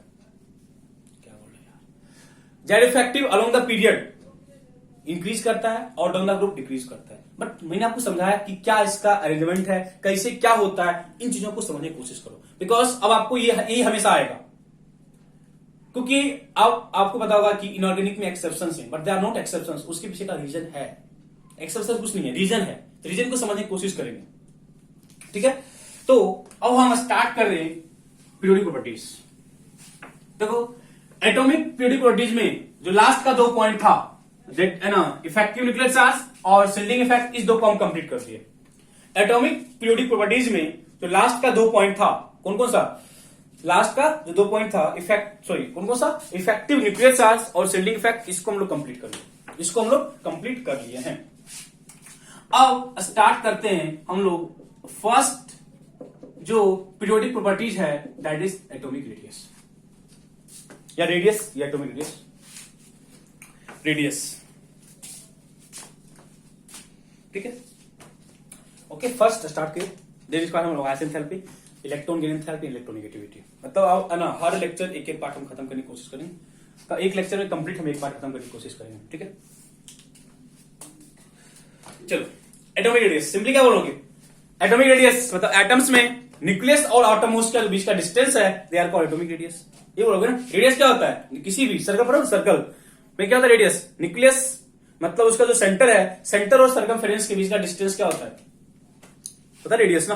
सेम क्या बोलोगे, किसी भी एटम में जो न्यूक्लियस है, न्यूक्लियस और आउटरमोस्ट सेल के बीच का जो डिस्टेंस है, they are called atomic radius, they are called atomic radius. Note down.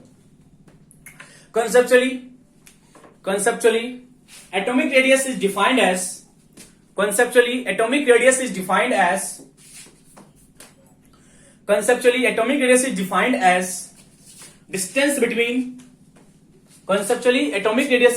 as distance between nucleus and outermost cell, distance between nucleus and outermost cell,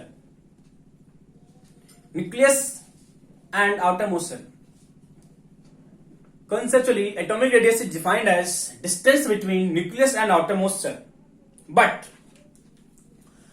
it is not possible to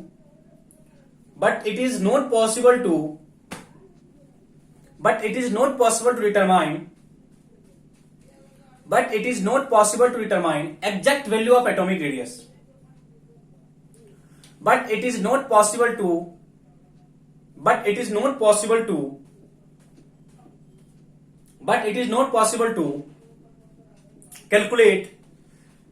calculate exact value of atomic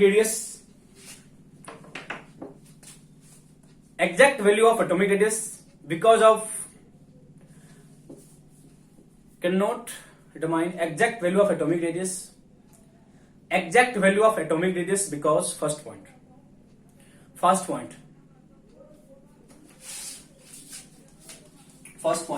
atom is too small. Second point atom is too small. Second point, atom does not have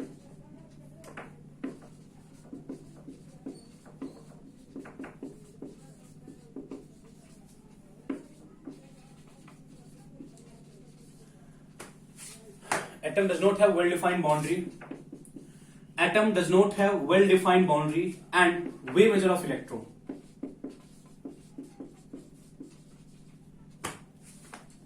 Wave nature of electron.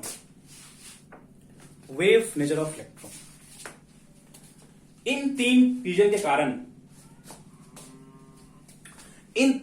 कारण हम लोग atomic radius का exact value calculate नहीं कर पाते।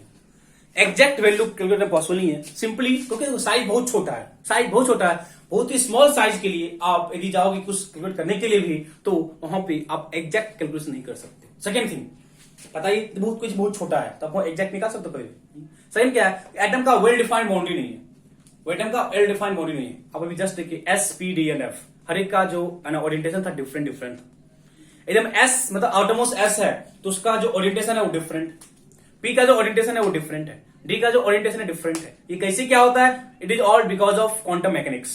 Quantum mechanics आप लोग पढ़े हो या पढ़ोगे इन एटॉमिक स्ट्रक्चर, ठीक है। क्वांटम मैकेनिक्स में आप लोग जाओगे तो आपको ये पता होगा कि जो इलेक्ट्रॉन का डिस्ट्रीब्यूशन है वो डिपेंड होता है ना कि इलेक्ट्रॉन किस डायरेक्शन में ज्यादा प्रोबेबिलिटी है उसकी फाइंड करने की। इलेक्ट्रॉन फाइंडिंग प्रोबेबिलिटी पे डिपेंड करता है और जो इलेक्ट्रॉन फाइंडिंग प्रोबेबिलिटी है वो वैरी करते रहता है, ठीक है। इस करके हम ये बोलते हैं कि एटम का एक वेल डिफाइंड बाउंड्री नहीं है। And third one, wave nature of electron, you all study about de Broglie wavelength. Electron is a fundamental particles and in case of fundamental particles we study its wave nature, that is according to de Broglie. According to Broglie it आप electron के wave nature को जाओगे तो आप बता सकते हो, आप कभी एग्जैक्ट कर सकते हो रेडियस। इलेक्ट्रॉन वेव नेचर में मूव कर रहा है, वेव में क्या होता है अप एंड थ्रो, क्या बोलते हो क्रस्ट एंड ट्राउफ है, तो आप कभी भी एग्जैक्ट वैल्यू ऑफ रेडियस निकाल सकते हो। हम कभी भी exact value of atomic radius नहीं निकाल सकते। बट अब किसी होता किसी रेडियस, हम फिर रेडियस होता किसी एटम का रेडियस दिया रहेगा, इसका ये रेडियस है, बट एटॉमिक रेडियस का कैलकुलेशन हम लोग करते हैं इन डिफरेंट सेंस। कभी कभी आपको क्वेश्चन पूछ सकता है बोर्ड में, why we can not determine exact value of atomic radius, then you have to go for this point. Okay, first कि इसका साइज छोटा है, सेकंड इसका एक बाउंड्री स्पेसिफिक बाउंड्री नहीं है, थर्ड जो इलेक्ट्रॉन है उसका जो नेचर है वो वेव नेचर है। इलेक्ट्रॉन का जो नेचर है वो क्या वेव नेचर है, आपको इस पॉइंट के लिए जाना पड़ेगा। बट हम निकाल सकते हैं रेडियस इन कंबाइंड स्टेट, मतलब जब दो एटम कंबाइन करेगा इन कंबाइंड स्टेट हम उसके रेडियस को कैलकुलेट कर सकते हैं, ठीक है। लिखना, but we can calculate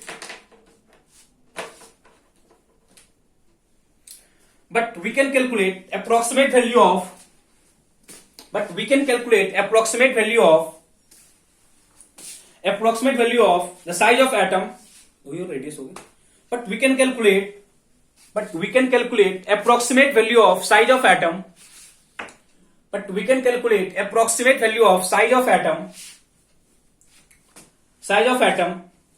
by using its bond length,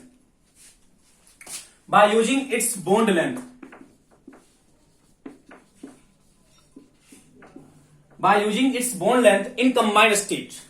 बताए बोलने को, by using its bond length concept in combined state,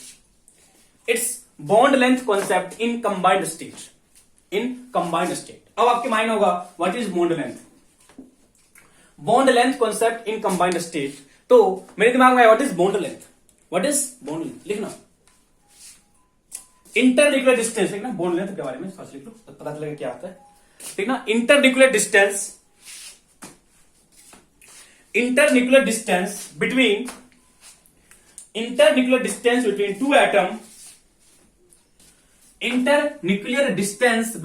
two atom,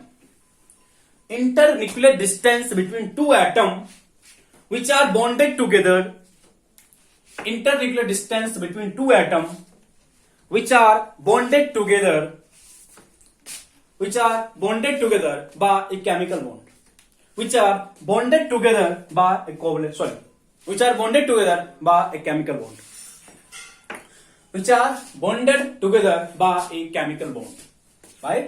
bond, तो केमिकल बॉन्ड की बात कर रहा है, मतलब जब दो एटम आपस में क्या किया, अप्रोच किया, मतलब केमिकल बॉन्ड में पढ़ेंगे, ठीक है। अप्रोच करने के बाद उनके न्यूक्लियस, इंटरन्यूक्लियर डिस्टेंस, दोनों के न्यूक्लियस के बीच का जो डिस्टेंस है, एटम कंबाइन किया, इनके न्यूक्लियस के बीच का जो डिस्टेंस है, this is called bond length. And by using bond length concept we can calculate approximate value of size, approximate value of atomic radius, approximate value of size और approximate value of atomic radius हम calculate कर सकते हैं, ठीक है। तो कर सकते हैं तो करेंगे, ठीक है। तो केमिकल बॉन्ड, मतलब जो केमिकल बॉन्ड से अटैच है, तो उनका जो बीच का जो केमिकल बॉन्ड है उस बेसिस पे हम लोग बॉन्ड डिफाइन करते हैं। एंड यदि उनके बीच का जो केमिकल बॉन्ड है, वो यदि कोवलेंट बॉन्ड होगा,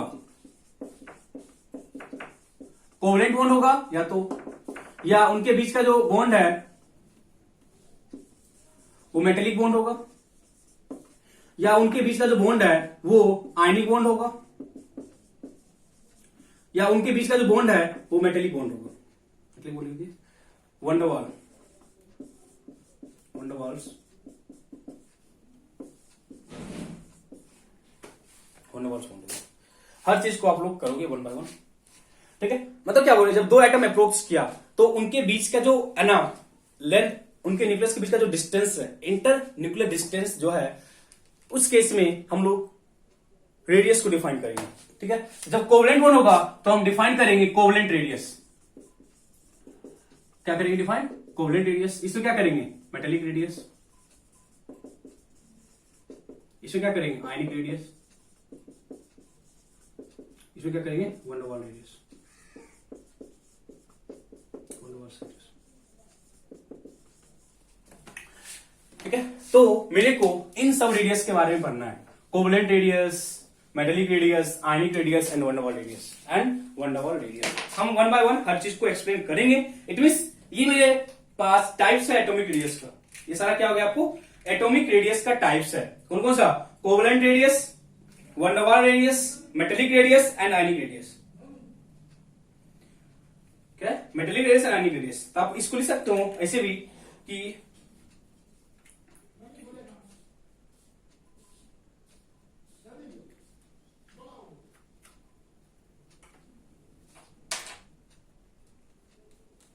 ठीक है। देखो क्या बोलना चाह रहा हूं, वो सब तो है ना। ये सारे क्या है? Types of atomic radius, types of atomic radius, ठीक है। टाइप्स ऑफ एटॉमिक रेडियस, ये सारे क्या मेरे पास टाइप्स ऑफ एटॉमिक रेडियस, ठीक है। हम वन बाय वन हम हर का देखेंगे, फिर हम जाएंगे जनरल रेडियस के बारे में, ठीक है ना। फर्स्ट एटॉमिक रेडियस,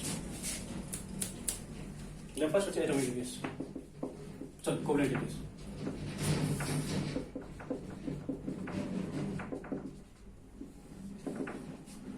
दो बच्चे जो होता है कोवलेंट बॉन्ड, कोवलेंट बॉन्ड होता है कि जब कोई दो एटम आपस में अप्रोच किया, जब अप्रोच किया तो उनके ऑर्बिटल्स ओवरलैपिंग करते हैं। ये सब कॉन्सेप्ट हम लोग केमिकल बॉन्ड में करेंगे। जब उनके ऑर्बिटल्स ओवरलैपिंग करते हैं, ओवरलैपिंग के टाइम उनके इंटर न्यूक्लियर डिस्टेंस, मतलब कि जब उसको अप्रोच, मतलब दो एटम अप्रोच किया तो उनके, मतलब कि जब अप्रोच करने के बाद ना एक फिक्स होता है कि उस पॉइंट पर वो और नजदीक नहीं जा सकता है। उस फिक्स पॉइंट के बाद वो और नजदीक नहीं जा सकता है। जब वो और नजदीक नहीं जा सकता है तो उस केस में हम क्या बोलते हैं? उनके न्यूक्लियस के बीच का डिस्टेंस कैलकुलेट करते हैं and after calculating inter nuclear distance हम क्या बोलते हैं? उसका आधा कर दो, वो आपका क्या हो जाएगा? Covalent radius. तो हम सिंपल क्या बोले, मतलब जब दो atom, they may be either different और सेम, हम उस पर आते हैं कि जब दो एटम अप्रोच कर रहा है, या तो दोनों सेम होगा या तो दोनों डिफरेंट होगा, हो सकता है। मतलब हमें एच और एस अप्रोच किया, एच और सी अप्रोच किया, बात अलग अलग है, ठीक है। हम उस पर आएंगे।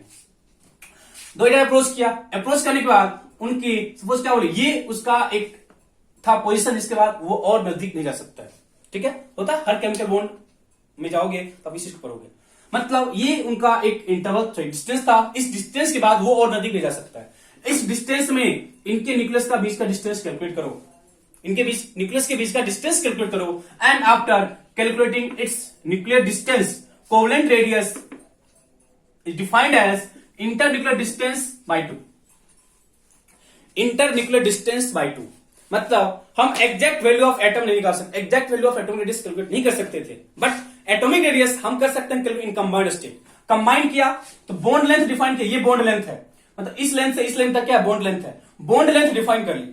अब बॉन्ड लेंथ जब डिफाइन कर लिए तो हम एटॉमिक रेडियस बोल सकते हैं। और बॉन्ड लेंथ जब डिफाइन करने के बाद एटॉमिक रेडियस केमिकल बॉन्ड के अकॉर्डिंग चेंज करता है, कोवलेंट बॉन्ड के according, metallic bond, ionic bond या वन ओवर रेडियस या वन ओवर बॉन्ड, हर में डिफरेंट होगा। हम वन बाय वन हर एक को एक्सप्लेन करेंगे। फर्स्ट कोवलेंट है, कोवलेंट में क्या बोले, जब कंबाइन किया, कंबाइन करने के बाद उनके इंटर न्यूक्लियर डिस्टेंस को करो कैलकुलेट, उसका आधा क्या होगा? Covalent radius. लिखो कोवलेंट रेडियस इज, कोवलेंट पे लिख लो, फिर डायग्राम लिखना। Covalent radius is internuclear distance between, covalent radius is internuclear distance between, covalent radius is internuclear distance between, internuclear distance between two bonded atom, internuclear distance between two bonded atom by covalent bond, internuclear distance between two bonded atom internuclear distance to two atom. क्या लिखो, covalent radius defined as half of the internuclear distance between two atom. Internuclear distance between two atom bonded by a covalent bond. Bonded by a covalent bond is called covalent radius. Bonded by a covalent bond is called covalent radius. फिर से match करना. Covalent radius is defined as half of internuclear distance between two atom bonded by a covalent bond. Last में लिखो तब लिखो bonded by a covalent bond. तो लिखना covalent radius is d/2. मतलब इसके बीच का डिस्टेंस था d, उसका आधा. इसके बीच का डिस्टेंस था d, इसका आधा. न्यूमेरिकल अप्रोच करेंगे क्वेश्चंस में, कुछ क्वेश्चंस करेंगे तो हम करेंगे. ठीक है. अब देखो जो बच्चे है ना अप्रोचिंग एटम था वो दोनों सेम हो सकते हैं, दोनों क्या होगा डिफरेंट होगा. दोनों क्या होगा सेम होगा, दोनों क्या होगा डिफरेंट होगा. मतलब होमोएटॉमिक को क्या बोलेंगे हेटेरोएटॉमिक.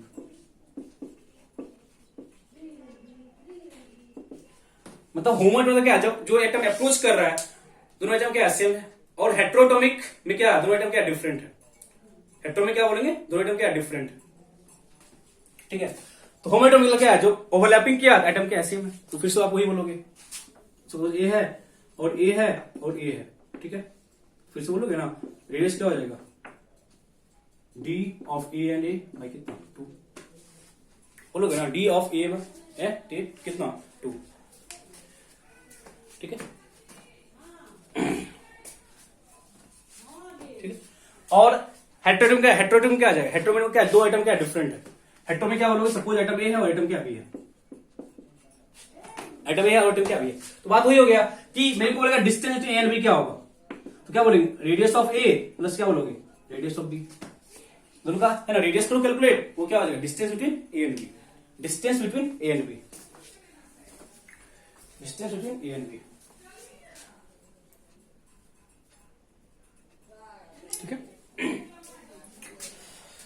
ऐसा तो यहाँ पे हम लोग है ना मैथमेटिकल अप्रोच नहीं कर रहे. सिंपली आप क्या करना एटम डिसाइड करना. सॉरी देखो है ना कौन सा रेडियस है ना कोवेलेंट रेडियस है. सिंपली उनके न्यूक्लियस के डिस्टेंस के बीच का जो उनके न्यूक्लियस के बीच का डिस्टेंस है उसका आधा कर देना. They are called covalent radius. They are called covalent radius. Metallic radius.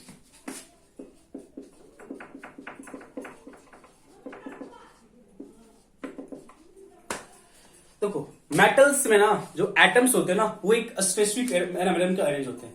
Metals के अंदर जो भी एटम्स हैं उन वो एक स्पेसिफिक वैसे क्या होता है अरेंज होते हैं. मतलब वहां पे एक मेटल्स का क्रिस्टल बनता है. वहां पे क्या होता है एक मेटल्स का क्रिस्टल बनता है. क्रिस्टल बोले तो मतलब कि है ना मेटल्स जो एटम्स है ना वो एक दूसरे के ऊपर अरेंज होते हैं. थ्री डायमेंशन होता है. क्या होता है 3 डायमेंशन होता है. फॉर एग्जाम्पल हम क्या बोले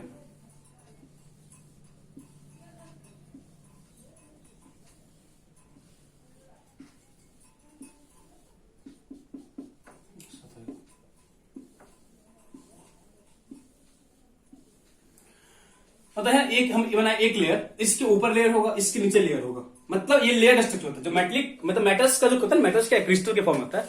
मेटल्स क्रिस्टल के फॉर्म में तो उस क्रिस्टल के फॉर्म में उनका जो स्ट्रक्चर वो लेयर स्ट्रक्चर होता है. मतलब कि एक लेयर ऊपर लेयर क्या होता रहता है. क्या था वो एक लेयर स्ट्रक्चर होता है. जब ऐसे लेयर स्ट्रक्चर है तो इस केस में इनका ये जो डिस्टेंस है डिस्टेंस को कैलकुलेट इसका आधा क्या करोगे वो मेटलिक रेडियस हो जाएगा. वो क्या हो जाएगा मेटलिक रेडियस. पहले आप लिखो ठीक है. Metallic radius is defined as metallic radius is defined as half of the distance between metallic radius is defined as half of the distance between two nearest atom. Half of the distance between two nearest atom. Half of the distance between two nearest atom in a closely packed. Half of the distance between two nearest atom. Half of the distance between two nearest atom in a closely packed metallic lattice. In a closely packed metallic lattice. This is called metallic lattice.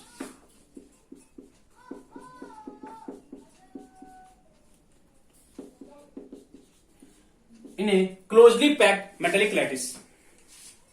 In a closely packed metallic, closely packed मतलब कि atoms है ना, closely packed मतलब क्या, atoms का जो arrangement है ना बहुत ही कॉम्पैक्ट है। कॉम्पैक्ट है तो कंप्लीट एक लैटिस तैयार किया। जब कंप्लीट एक लैटिस तैयार किया, उस कंप्लीट लैटिस में उनके न्यूक्लियस के बीच का जो डिस्टेंस था, उनके न्यूक्लियस के बीच का जो उनके न्यूक्लियस के बीच का जो डिस्टेंस था उसका आधा कर दो, they are called metallic radius. It means इस केस बोलोगे ना, जो मेटलिक रेडियस है, metallic radius equal to d/2। हम ये डिस्टेंस निकालिए, and after calculating this distance we can say that metallic radius is d/2। अब आपके पास एक क्वेश्चन आया कि कोवेलेंट रेडियस में इस तरह से डिस्टेंस था, मेटलिक रेडियस में इस तरह का डिस्टेंस है, ठीक है। तो कोवेलेंट और मेटलिक में किसका साइज ज्यादा होगा? फर्स्ट क्वेश्चन, एक क्वेश्चन आपको दे रहे हैं, covalent radius and metallic radius में ऑर्डर किसका होगा? सपोज ये ए है और ये बी है, विच वन इज मोर, ए और B? Which one is more, A and B? A और बी। क्या बोलोगे, कोवेलेंट रेडियस ज्यादा होगा या मेटलिक रेडियस ज्यादा होगा? तो आप बोल सकते हो बच्चे, कोवेलेंट रेडियस में एटम्स ओवरलैप किया, कोवेलेंट रेडियस में एटम्स क्या किया? ओवरलैप किया। जब कोवेलेंट रेडियस में एटम ओवरलैप किया है तो आप बोलोगे ये डिस्टेंस नॉर्मली डिक्रीज करता है। बट यहां पे एटम ओवरलैप नहीं किया, यहां पे एटम क्या किया? एक दूसरे से कॉन्टैक्ट में, एटम ओवरलैप नहीं किया, वो एक दूसरे के कॉन्टैक्ट में, नोट ओवरलैप, ओवरलैपिंग नहीं है, यहां पे कॉन्टैक्ट है, मतलब एक दूसरे कॉन्टैक्ट में है। तो क्या बोलेंगे, कोवेलेंट रेडियस का जो है वो हमेशा कम होगा, किससे? मेटलिक रेडियस से। इट मींस ए कम होगा, बिगर।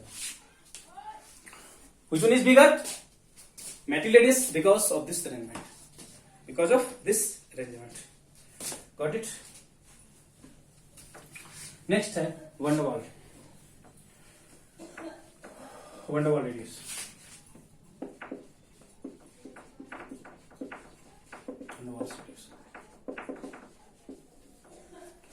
Van der Waals radius.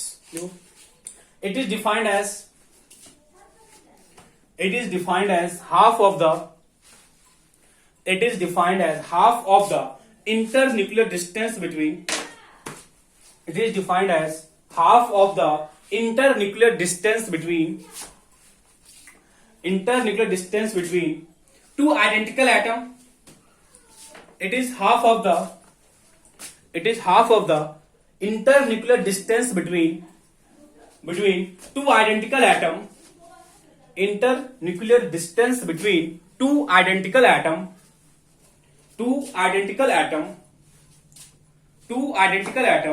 which are weakly attached,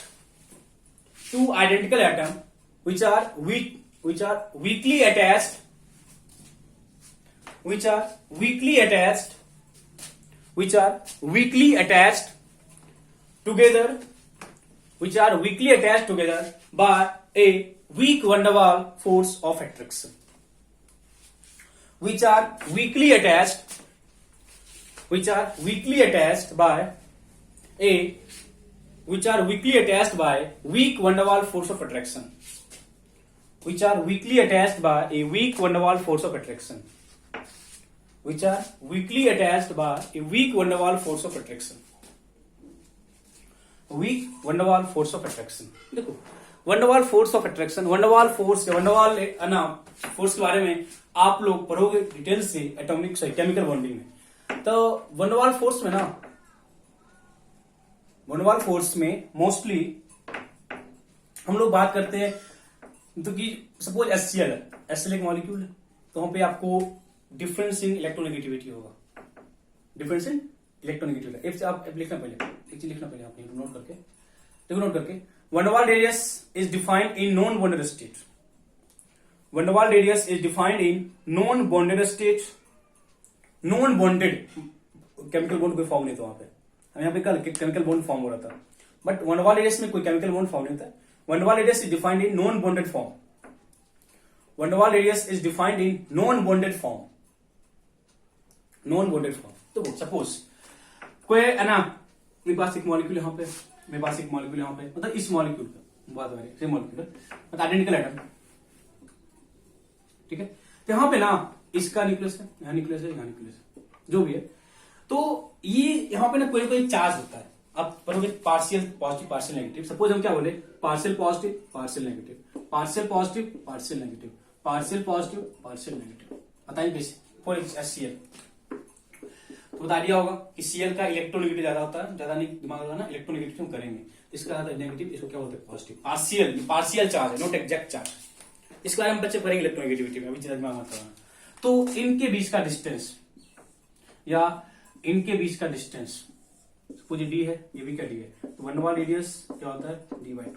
ये नॉन बॉन्डेड फॉर्म में एक एचसीएल का मॉलिक्यूल ये है, एक एचसीएल का मॉलिक्यूल ये है और एक एचसीएल का मॉलिक्यूल ये है। इस केस में हम लोग वंडरवाल फोर्स के कॉन्सेप्ट को लेके आते हैं। सपोज Cl2 है, Cl2 ये Cl2 का मॉलिक्यूल है, ये भी Cl2 का मॉलिक्यूल है और ये भी Cl2 का मॉलिक्यूल है, मतलब नॉन बॉन्डेड फॉर्म में। और बेसिकली हम लोग मॉलिक्यूल के केस में करते हैं डिफाइन। वंडरवाल रेडियस बेसिकली हम लोग मॉलिक्यूल के केस में डिफाइन करते हैं। तो नॉन बॉन्डेड फॉर्म और सिंपली मॉलिक्यूल बोल सकते हो।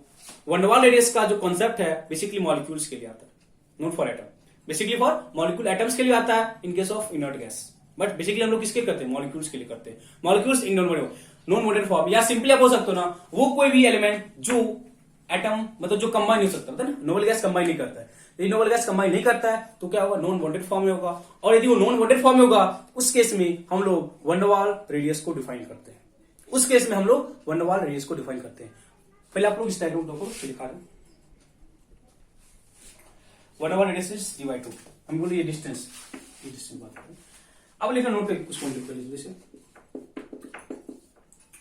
Van der Waals radius is defined in case of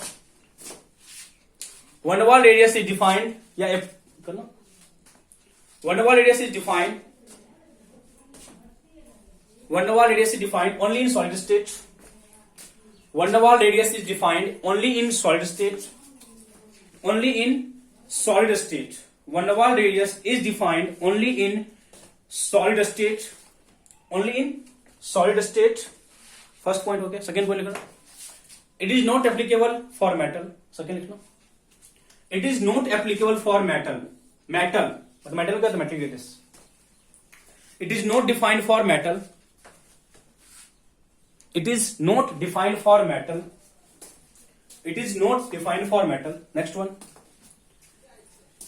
Van der Waals radius is defined for inert gas. Van der Waals radius is also defined for inert gas. Van der Waals radius is also defined for inert gas because they are in non-bonded form. Van der Waals radius is also defined for Van der Waals radius is also defined for Van der Waals radius is also defined for inert gas. Is also defined for inert gas because they are in non-bonded state. Also defined for inert gas because they are in non-bonded form. Because they are in non-bonded form. Last लिखना, last point लिख लो बस। बताओ कि van der Waals radius क्या होगा, covalent से ज्यादा covalent से कम होगा। Van der Waals radius covalent से ज्यादा या कोवेलेंट से कम। अच्छा, वन डर वाल्स रेडियस में नॉन बॉन्डेड फॉर्म है और कोवेलेंट में बॉन्डेड फॉर्म है। कोवेलेंट में बॉन्डेड फॉर्म है और वन डर वाल्स में क्या है, नॉन बॉन्डेड फॉर्म है। तो जब नॉन बॉन्डेड फॉर्म है तो वहां पे बेसिकली आप क्या बोलोगे, डिस्टेंस बिटवीन न्यूक्लियस क्या होगा। जब नॉन बॉन्डेड फॉर्म है तो सिंपल सा डिस्टेंस क्या होगा, ज्यादा होगा। ठीक है, तो सिंपली क्या लास्ट पॉइंट लिख लेना, van der Waals radius is more than covalent radius. Van der Waals radius is more than covalent radius. Van der Waals radius is more than covalent radius. Van der Waals radius is more than covalent radius because it is defined in non-bonded state. Because it is defined in non-bonded state. Because it is defined in non-bonded state. Non-bonded state. बोल सकते one der Waals radius क्या होगा, ज्यादा होगा किससे, covalent radius से। One der Waals radius क्या होगा, ज्यादा किससे, कोवेलेंट रेडियस से। तो अब आपका एक क्वेश्चन है कि van der Waals radius, metallic radius और कोवेलेंट रेडियस में ऑर्डर क्या होगा, इनका ऑर्डर क्या होगा। Van der Waals radius, metallic radius और कोवेलेंट रेडियस में ऑर्डर क्या होगा, मतलब किसका लेंथ ज्यादा होगा, किसका कम होगा।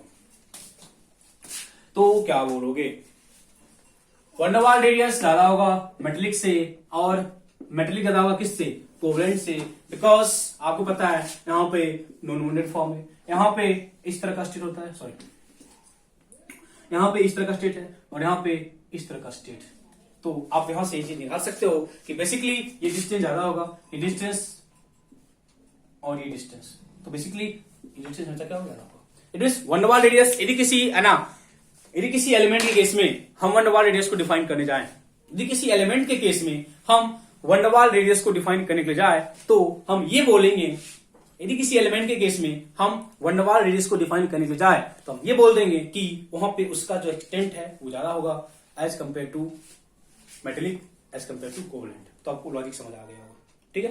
कोवलेंट रेडियस में इन डेप्थ आपको कुछ करना नहीं है, सिंपली डिस्टेंस का करना है। मैथमेटिकल अप्रोच हम लोगों के सिलेबस में नहीं है, हम लोग बस अब आगे जो पार्ट करेंगे ये इसका एप्लीकेशन। अब हम है ना रेडियस को हम तीन भाग डिवाइड कर दिए, 4 भाग में आयनिक को हम करेंगे आगे। बेसिकली हम 3 पार्ट के बारे में स्टडी किए, आयनिक को हम करेंगे अलग बाद में। तो नेक्स्ट क्लास में हम एटॉमिक रेडियस के कॉन्सेप्ट को कंप्लीट खत्म कर देंगे, ठीक है। अब वो पार्ट इस वाले पार्ट से इंटरकनेक्टेड होगा, जो आज क्लास की उससे इंटरकनेक्टेड होगा।